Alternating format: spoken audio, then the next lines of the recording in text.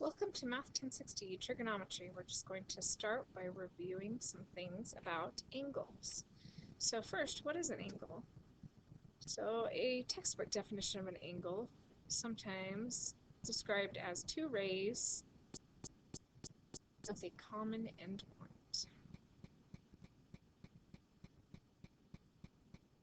And we can call that common endpoint the vertex.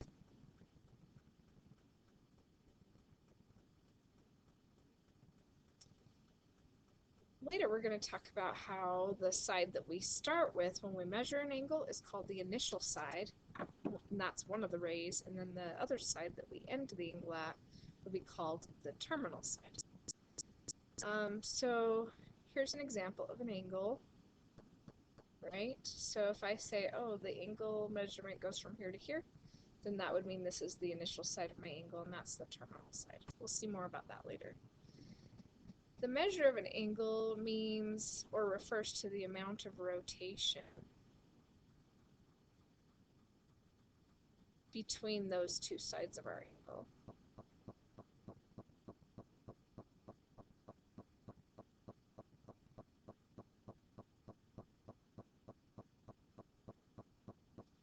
Okay, so we have different types of angles, like an acute angle is an angle that's less than 90 degrees. A right angle is an angle that's exactly 90 degrees. Sometimes we indicate a right angle by drawing a little square in the corner, something like that. An obtuse angle is greater than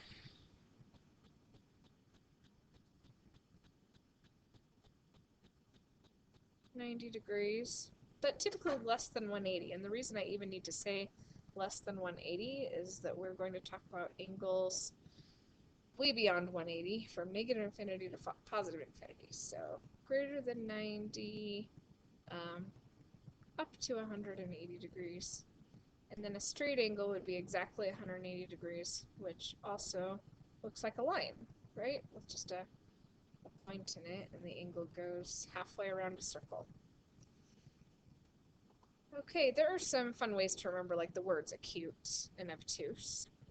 Acute is like, oh, it's little, it's cute. Or the word acute literally means sharp. So an acute pain corresponds to a sharp angle because it's a small angle, so it's got a sharp point to it. Obtuse, I kind of relate to usually the word obese. It's kind of a fat angle, right? Overweight. I know that one's silly. Here's a joke for a right angle. If you're cold, you should always sit in a corner. Do you know why? Because it's always 90 degrees in the corner. I know, terrible. Okay, ways to measure angles. So there's revolutions. A revolution is one rotation around a circle.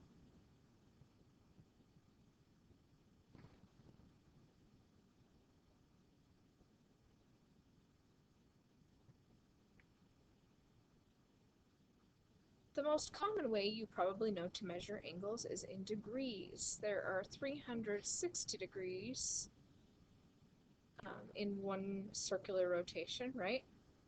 I'm pretty sure that the historical background for 360 degrees back hundreds of years ago was based on the approximate number of days in a year for when the sun came back around to where it started. Of course, we know that that's more like 365 point and a quarter approximately, 0.25 rather than 360, but I think that that's what that's based on. Radians is the one you might have learned a little bit about in secondary 3 last year.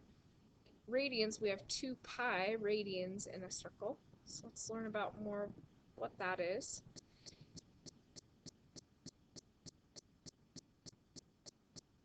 So the radian measure, here's our textbook definition. Theta of a central angle is the ratio of the length s of the arc subtending that angle to the radius r of the circle. In other words, the angle in radians is found by taking the length of arc s divided by the length of radius r. So in simpler terms, I like to say a radian is I don't know if this is simpler, I think it is. the angle formed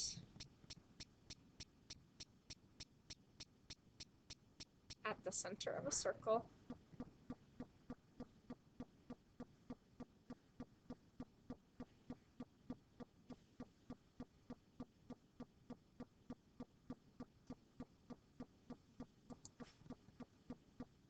for an arc of 1 radius length along the circumference.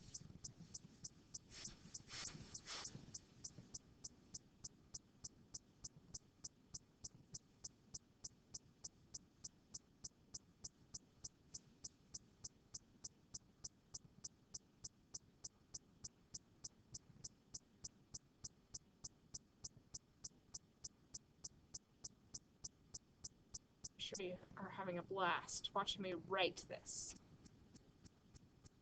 So the angle formed at the center of a circle for an arc of 1 radius length along the circumference. So I have this circle here and I've drawn in a radius. So imagine putting like a tape measure along there. So tape measure has the advantage that it can curve, right? So then we're going to take that measurement of that radius and curve it around, oh, that was a terrible curve. Let me try again. Curve it around the outside. I am still having a hard time with that curve today. Maybe whistling helps. I don't know. That was a little better. Maybe.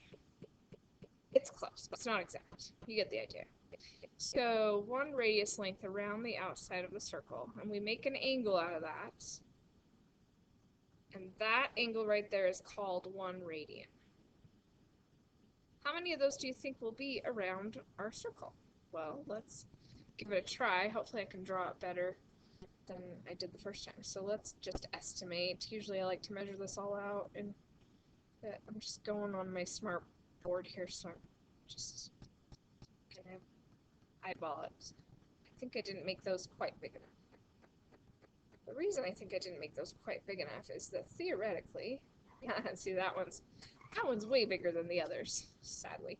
Alright, so we have another radius length here, so there's 2, and another radius length here, so there's 3, and another radius length here, which is 4, and another one here.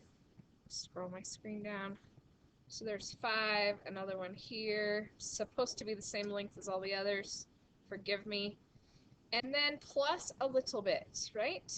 Why do we have 6 plus a little bit? Well, I just told you already that there are 2 pi radians in a circle. Well, what is 2 pi?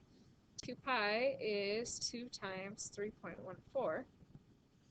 And so that's 6.28. So there are 6.28 radians, approximately, in 360 degrees, or in 1 revolution around our circle. And that comes from the fact that the circumference of a circle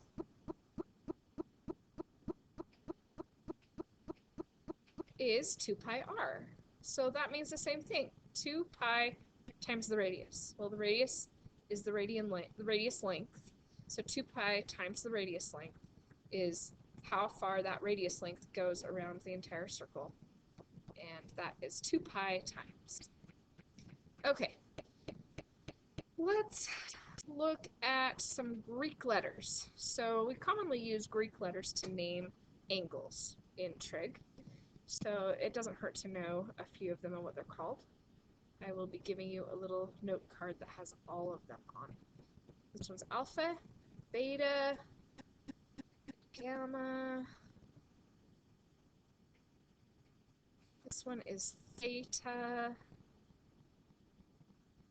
This one is phi. I don't know if you want to write down that it's kind of looks like phi or something like that, but it's pronounced phi. And then this one here is a lambda. Okay, I'm going to pause my video at this point, and then we will talk about oriented angles. Not pause, but quit. On to the next.